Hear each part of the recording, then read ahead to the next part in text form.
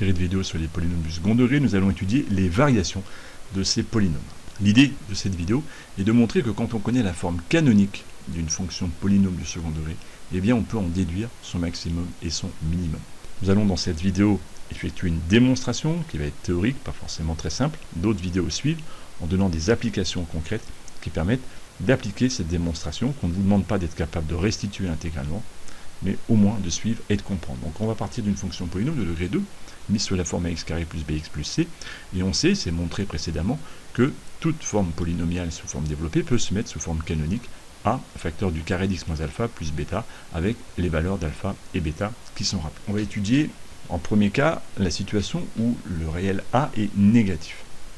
On va faire différents cas, et dans ce cas de figure-là, on va étudier la situation où x1 et x2, je prends deux réels, vont être inférieurs à alpha.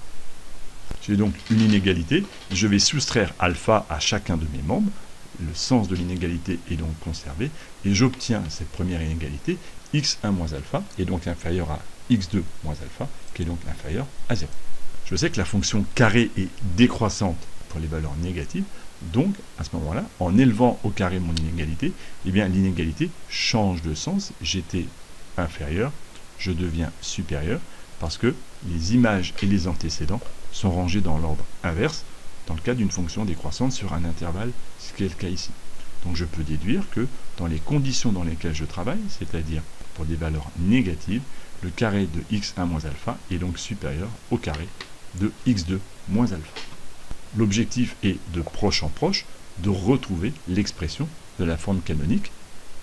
Il va donc maintenant falloir multiplier par a, et en multipliant par a, chacun de mes deux membres, comme a est négatif, c'est le cas dans lequel nous nous sommes placés au début, multiplier par un nombre négatif, eh bien, amène à changer l'ordre de mon inégalité. J'ai été supérieur, je dois passer inférieur.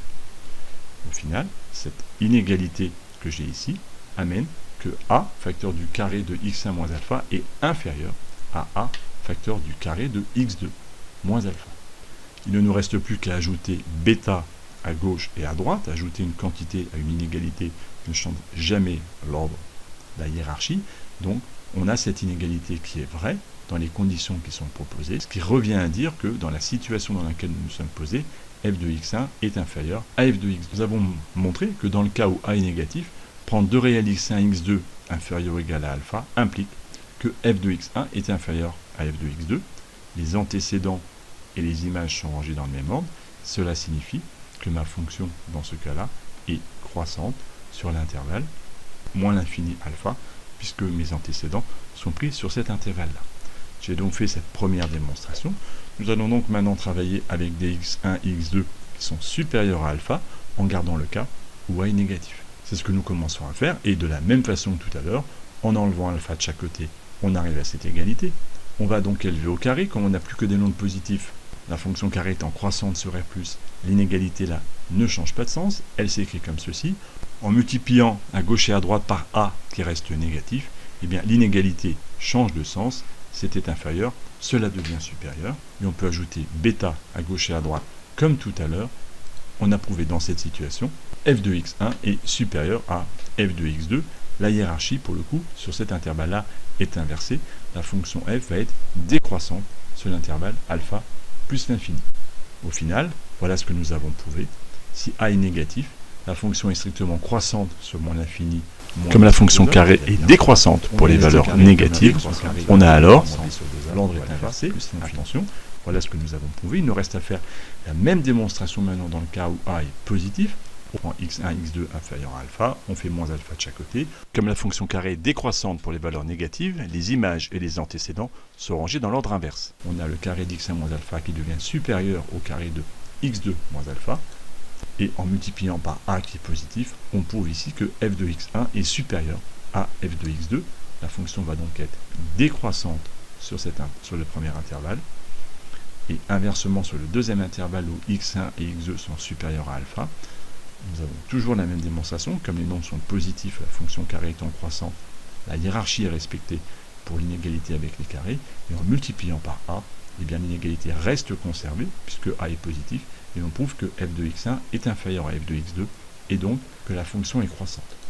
Au final, quand a est positif, la fonction f est strictement décroissante sur l'intervalle moins l'infini moins b sur 2a, et croissante sur le deuxième intervalle moins b sur 2a plus l'infini. Voilà une petite récap que vous allez devoir maîtriser absolument. C'est que pour les fonctions f qui sont données sous forme polynomiale, ax carré plus bx plus c, eh bien, à gauche, selon le signe de a, la fonction sera d'abord croissante sur l'intervalle moins l'infini moins b sur 2a, puis décroissante, alors que inversement, lorsque a sera positif, la fonction sera d'abord décroissante sur le premier intervalle, puis croissante. Même synthèse avec une fonction mise sous forme canonique, on arrive donc à cette situation. C'est exactement le même tableau. L'avantage de cette expression-là saute aux yeux, c'est que dans mon tableau de variation, les valeurs d'alpha et bêta sont des valeurs essentielles, puisqu'elles vont représenter le sommet de la parabole, c'est-à-dire soit une valeur de maximum, soit une valeur de minimum, alpha étant l'abscisse du sommet de la parabole et bêta l'ordonnée.